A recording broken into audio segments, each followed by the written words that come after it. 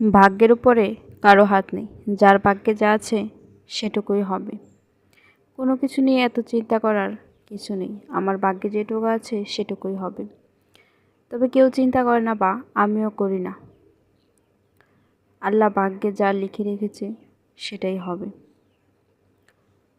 তবু মাঝে মাঝে খারাপ লাগে যে এরকম না হলেও তো পারতো, কিন্তু আমি তো আমার ভাগ্যের জিনিসগুলো চেয়ে এনেছি, সেখানে তো আমি আমার সৃষ্টিকর্তার দোষটা দিতে পারি না। তো আমি যা চেয়ে এনেছি তাই হবে। তবে আল্লাহ যা ভালো মনে করবে আমার জন্য, বা যা ভালো হবে তাই যাতে উনি আমাকে দেন। যে জিনিসটা আমার জন্য কল্যাণকর হবে সেই জিনিসটা যাতে দেন, খারাপ কিছু যাতে আর দ্বিতীয়বার আমার সাথে না হয়। আল্লাহর উপর ছেড়ে দিয়েছি সব সিদ্ধান্ত, সব কিছু। আল্লাহ যেটা মঙ্গলজনক মনে করবে, ভালো মনে করবে, আমার জন্য উত্তম মনে করবে, ইনশাল্লাহ আল্লাহ সেই জিনিসটাই আমাকে দিবেন।